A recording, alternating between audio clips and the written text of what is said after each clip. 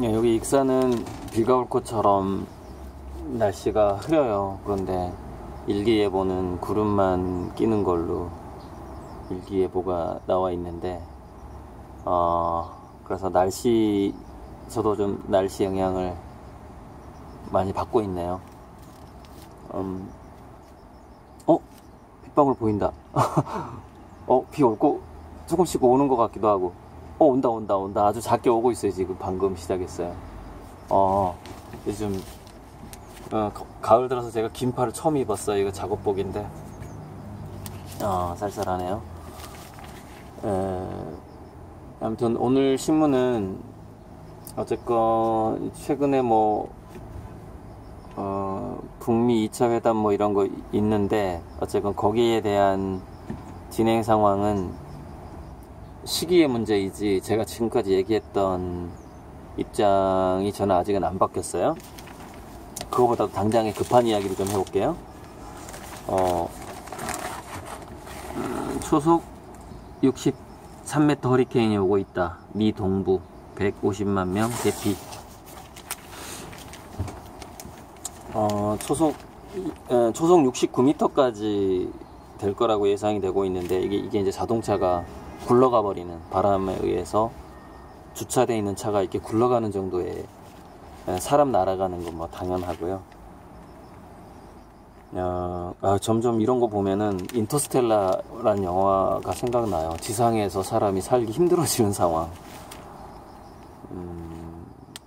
우리나라에 일본에까지 지금 초속 60m 왔으니까, 저번에 제가 얘기했죠. 우리나라는 3년 내에 아마 한 번쯤 올 것 같은데, 그때 제가 영상 찍다가 그냥 넘어갔던 게 뭐냐면은, 제가 저번 여기 태풍 쏠릭 올 때 했던 게, 저쪽에 새로 지은 계집이 날아갈 것 같아서 계집을 위에다가 그 검정색 밧줄 있죠.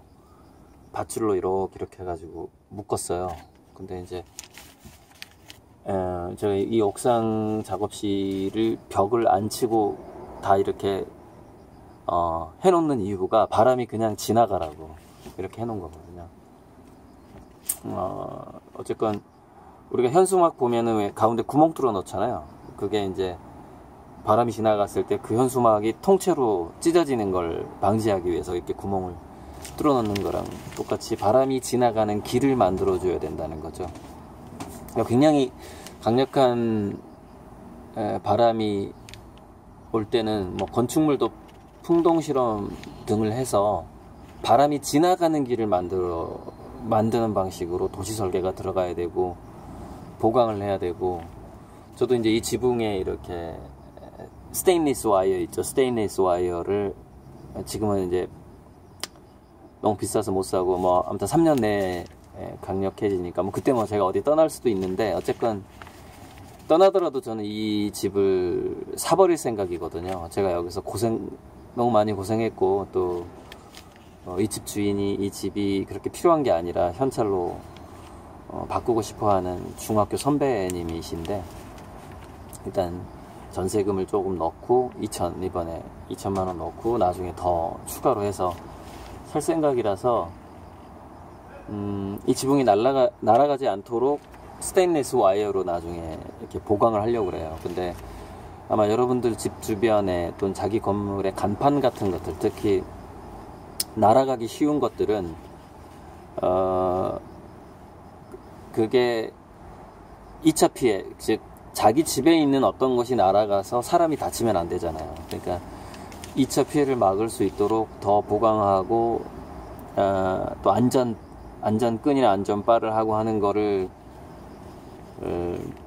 미리 좀 생각을 해두시기 바래요. 자기 건물에서 뭔가 날아가서 사람이 다친다는 거는 고의가 없기 때문에 그렇다 하더라도 얼마나 참 마음이 아픈 일이에요. 아무튼 우리나라도 시속 60이 넘는 폭풍의 안전지대가 아니기 때문에 그거를 좀 대비를 하셔야 될 것 같아요. 이걸 내가 왜 찢었지? 아, 이것 때문에 그랬구나. 이거는 저번에 왜 트럼프가 오보였다고 그랬었나요? 미군 가족을 철수하라고 명령했는데 누가 그거를 못하게 막아서 안 했다라는 그게 오보라고 그때 얘기했는데 오보가 아니었던 거예요. 제가 오보 아니라고 그랬잖아요. 그러니까 무슨 얘기냐면 트럼프는 자기가 했던 말을 주워 담기 바쁜 사람이지 오보가 났다라는 거는 한번 했다라는 걸 의미하는 것이죠. 그래서 그때 주한미군 가족 철수령을 이 막은 의원이 그레이엄 의원이다. 뭐 이런 보도가 이번 책을 통해서 나온 이야기인 것 같은데, 야, 이게 정말 충동적인 게 더 무서운 거예요. 이게 정말 무서운 일이죠. 자, 우리가 이제 귀농인들이 시골에 내려갔을 때 거기에 집을 짓고 하는 게 초기 비용이 많이 들잖아요. 그래서 정말 이 곡성에서 먼저 시작했나요? 이게 귀농인의 집이라 그래가지고 먼저 1년 정도 살아보라는 거예요. 시골에서 땅을 사고 집을 짓지 말고 집을 줄 테니까 직접 살면서 한번 체험을 하고 나서 결정을 해라 라는 취지의 귀농인의 집인데, 귀농 체험자들을 위한 집인데 아주 싸게 임대를 하네요. 1년 동안 거주할 수 있고 임대료가 약 10만원 정도, 한 달에 10만원 정도 관리비라고 볼 수 있죠. 그래서 그 집에 살면서 주변에 이제 이미 시골에 가 있는 귀농인들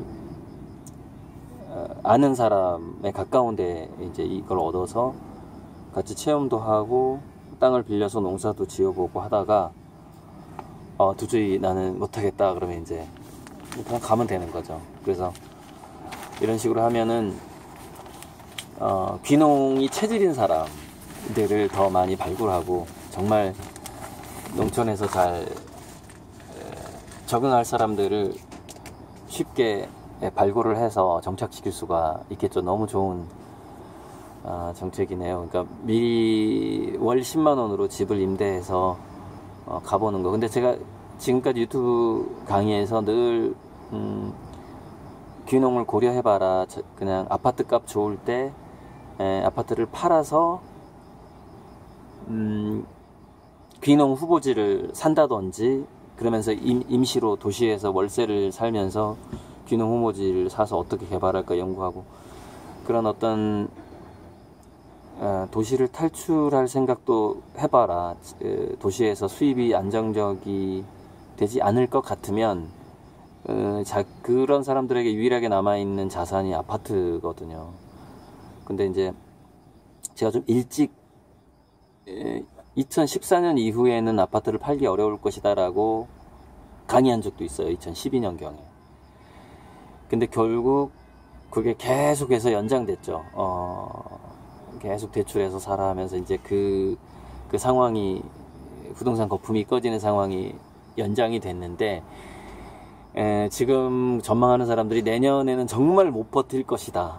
정말 이제 가라앉는다. 더 이상 우리가 팔래도 팔 수가 없다. 그래서 우리 어머님 아파트 광명시인데요.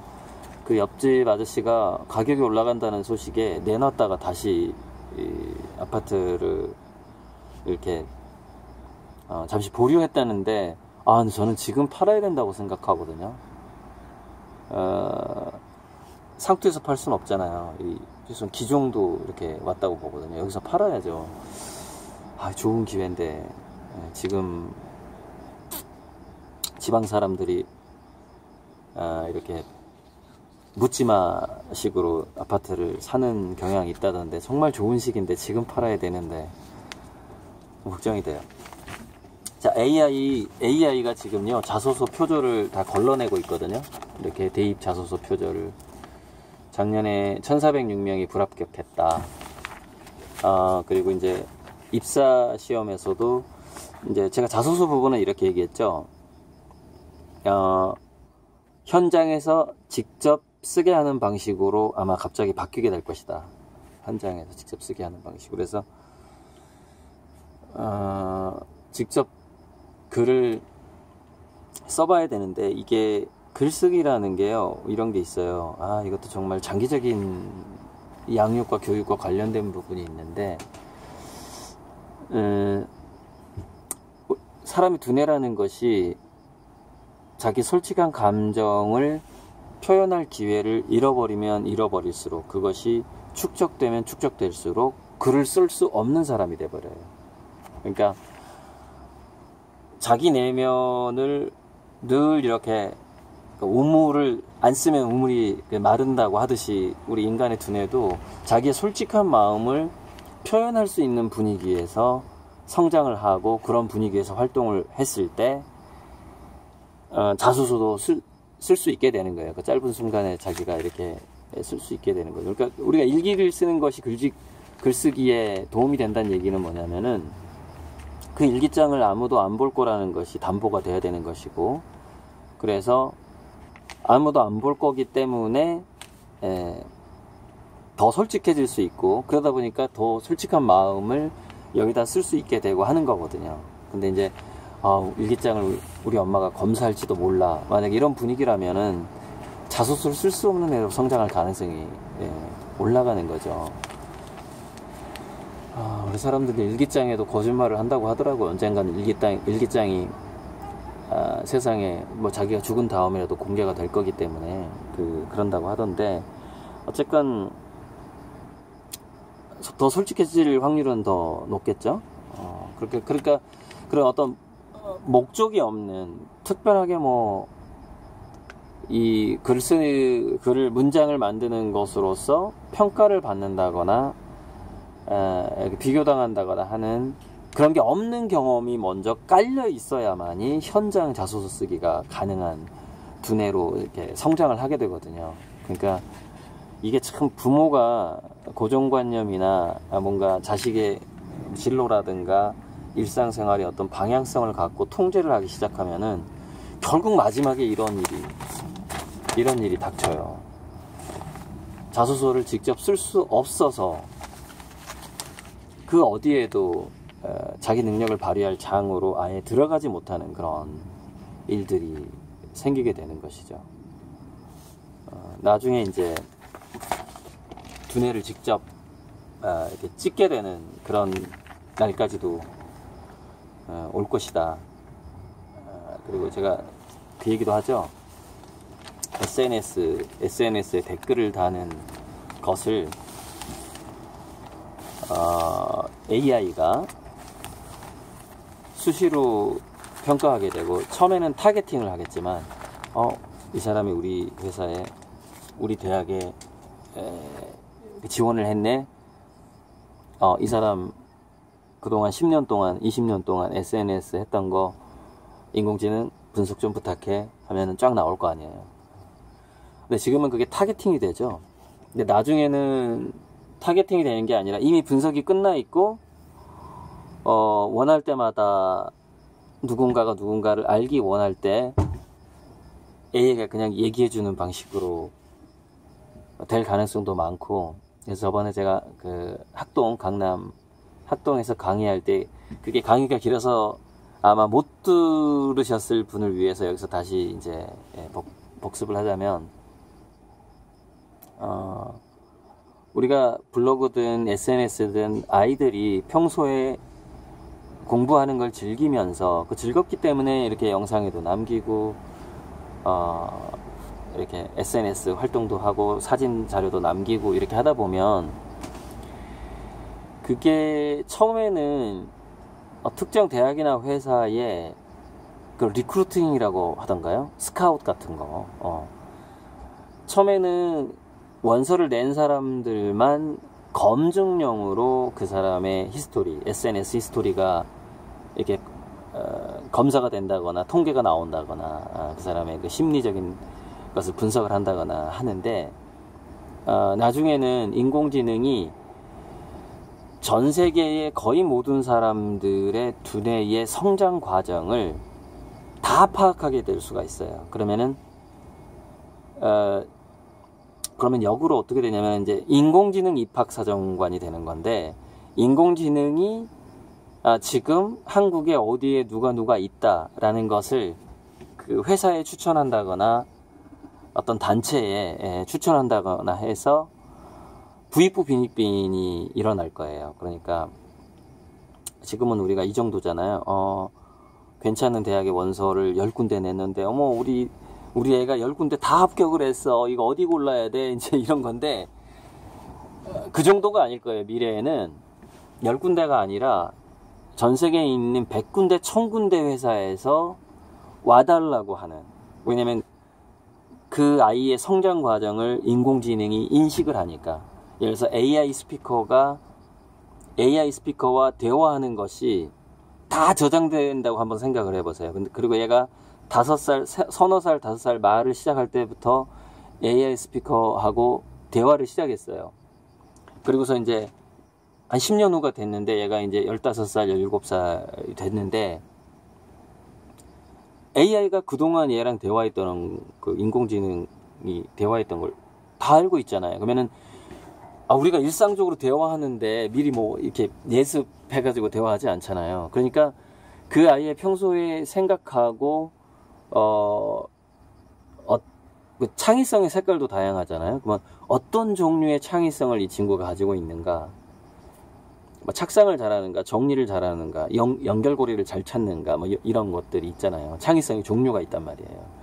그래서 이런 창의성의 종류가 있는 사람이 이런 두뇌가 현재 우리 회사에 굉장히 필요하다. 근데 10년 후쯤 되면 어떻게 되죠? 언어의 장벽이 무너지잖아요. 그러니까 지금 이미 뭐 AI가 사투리까지 보정을 해서 번역할 정도니까. 무슨 얘기냐면은 한국인 사투리를 못 알아들어요. 제주도라든가 경상도라든가 우리가 직접 한국인임에도 불구하고 만나서도 대화가 안 되는 경우가 처음에 생겨요. 한동안 시간이 지나야 대화가 되거든요. 그 낯설기 때문에 억양이라든가 단어가. 그런데 인공지능은 그런 게 없어요. 사투리까지도 다 지금 데이터를 축적해 가고 있단 말이에요. 사투리마저도. 그래서 그 모든 언어권에, 예를 들어서 인공지능이 한국어, 일본어, 중국어, 영어 이렇게 정복해 가는 정도가 아니에요. 중국의 어디 사투리까지 다 정복해 가고 있어요. 그러니까 이 얘기가 무슨 얘기냐면은 전혀 도시 생활을 경험하지 않고 시골에서 얘 말투는 사투리가 아주 굉장히 심해요. 그런데 시골에서 이렇게 유튜브만으로 뭔가 공부를 했고 뭔가 자연 체험에 있어서 특이한 창의성을 갖게 된, 즉 내공을 갖게 된 어떤 애가 있다고 쳤을 때 그 아이한테 스카우트 제의가 인공지능을 통해서 들어오게 되는 거죠. 뭐 예를 들어서 1000군데에서 들어올 수도 있어요. 그렇게 지금 우리가 생각하는 입시와 입사 이대로 남아있지 않아요. 인공지능이 발달하게 되면은 진짜 두뇌를 뽑고자 하는 그런 시도가 많이 일어날 거예요.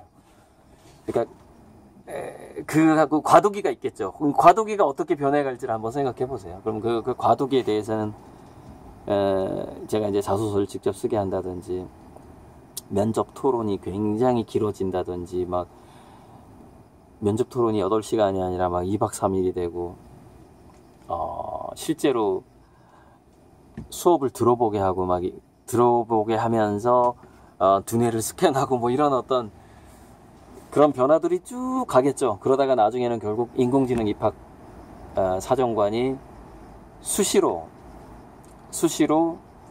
인재들을 스카우트해 가고자 하는 대학, 연구소, 회사, 뭔가 생산적인 일을 하는 모든 장소에서 그런 일들이 일어날 거예요. 시험을 보고 자격증이 있어요, 대학 나왔어요, 이런 시대가 아니라는 거죠 이제.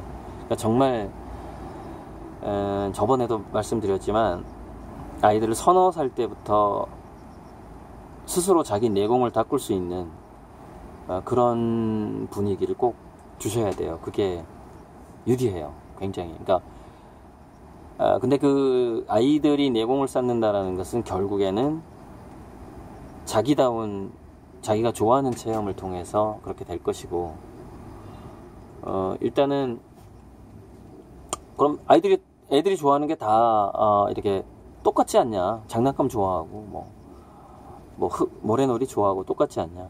근데 괜찮아요. 똑같아도 괜찮아요. 그런데 그런 일반적인 좋아하는 게 있을 텐데 그것을 통해서 다른 분야에 적응할 수 있는 두뇌를 또 만들어 가기 때문에 우리 애가 이렇게 특이한 것 같지 않다. 너무 다른 애들이랑 똑같이 평범한 거에 지금 뭐 게임에 몰입하고 있다든지 뭐 게임 안 하는 애가 요즘에 어디 있냐 뭐 이렇게 생각할 건 아니에요. 그게 그것이 무엇이든 흔한 것이든 뭐든 간에 아이가 거기에서 몰입을 해서 이렇게 고수화가 돼가는 과정을 충분히 즐기게 해주면 그 두뇌를 가지고 그렇게 즐겼던 두뇌를 가지고 나중에 11세에서 15세 사이에 보니까 다른 경쟁자가 너무 많네, 이걸 깨닫게 돼요. 그런데 그걸 깨닫고 다른 분야로 얘가 넘어간단 말이야. 엄마 지금부터 내가 뭔가 개성을 찾는 체험을 하고 싶고, 장기적으로 인공지능 시대니까 뭐 예를 들어서 요리사가 요리사인데 굉장히 퍼포먼스가 화려한 요리사가 대생일 것 같아. 그래서 내가 마술도 좀 배우고 마술하고 요리를 접목한다든지 해서 이렇게 한번 해보겠어. 이런 전략적인 선택을 11세가 넘으면 아이들이 스스로 하게 돼요. 그리고 그렇게 몰입해왔던 두뇌로 다른 영역으로 딱 가서 다시 거기서 몰입을 하게 되는 거죠. 그러니까 두뇌는 굉장한 유연성이 있다라는 거예요. 그 패턴, 그 애가 몰입해왔던, 공부해왔던 패턴대로 다른 분야에 가서도 똑같이 그렇게 할 수가 있어요.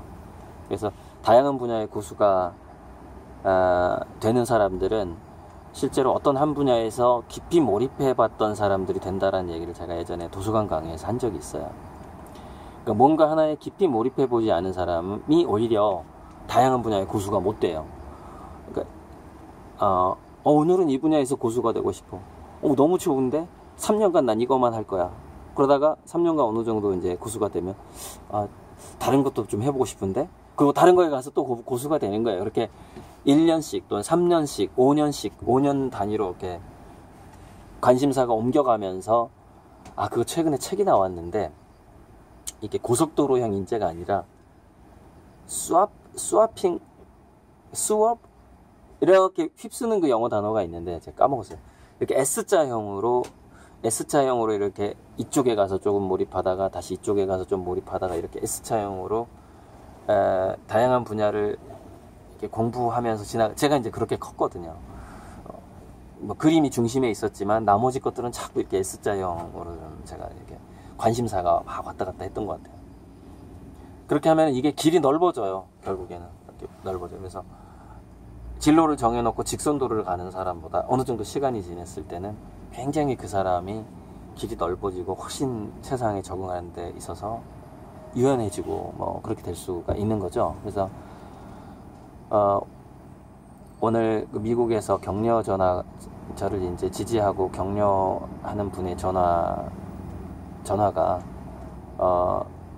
그렇게 고 작가가 그동안 그렇게 살아왔는데 내년에 제가 이제 한국 나이로 50이 되니까 내년부터는 뭔가 느낌이 온다.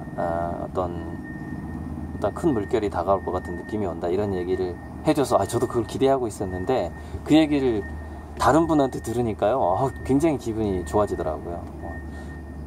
나 혼자만 이런 생각하는 거 아니야 이러고 있는데 제가 그 얘기를 해달라고 한 건 아닌데 이렇게 통화를 하게 됐어요. 아무튼 저한테 힘을 주셔서 전화해 주신 분 감사합니다.